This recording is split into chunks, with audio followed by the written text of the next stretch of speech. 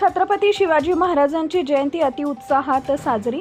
आज छत्रपती शिवाजी महाराजांची जयंती ठाण्यामध्ये मोठ्या उत्साहात साजरी करण्यात आली।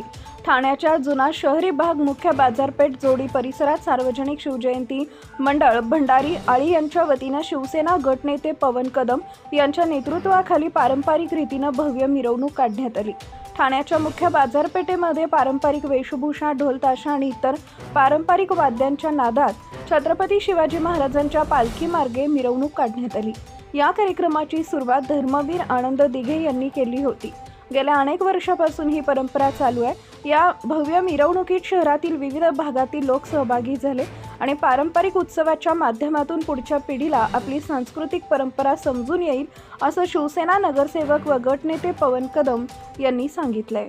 प्रमाणे छत्रपती शिवाजी महाराजांची जयंती ही गुरुवर्य धर्मवीर आनंद दिघे साहेबांनी सुरू केलेली जी प्रथा आहे आणि त्यांनी जी आखून दिलेले जे कार्यप्रणाली आहे ती आजतागायत आम्ही या ठिकाणी सुरू केलेली आहे। सार्वजनिक शिवजयंती मंडळ भंडारी यांच्या वतीने प्रतिवर्षाप्रमाणे हा कार्यक्रम साजरा करतो आणि या कार्यक्रमात तुम्ही बघत असाल की लहान मुलं, ज्येष्ठ नागरिक, महिला सर्वजण पारंपरिक वेशभूषा करून सहभागी झालेले आहेत आणि असा हा खेळीमेळीचं वातावरण आहे आणि शिवकालीन वेशभूषा करून सर्वजण सहभागी झालेत।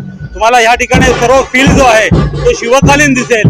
सर्व जे पारंपरिक वाद्य आहेत ते गेले अनेक वर्षानुवर्ष या कार्यक्रमानिमित्त येत असतात आणि त्यांचा सहभाग हा आपल्याकडे दरवर्षी होत असतो आणि मला खात्री आहे की ही जी परंपरा आहे आणि ही जी संस्कृती आहे हे जतन करण्याचं काम ह्या पुढील जे पिढी आपली ती अशीच चालू ठेवेल याची मला खात्री आहे। धन्यवाद।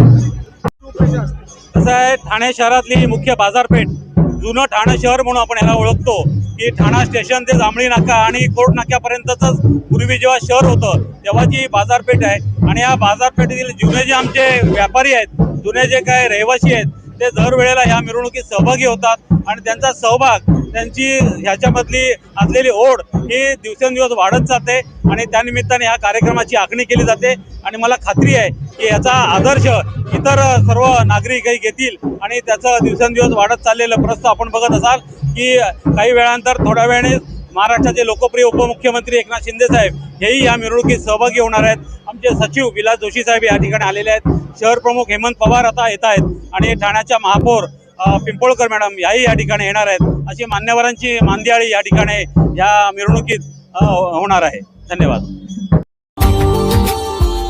Subscribe now and press the bell icon. Never miss an update.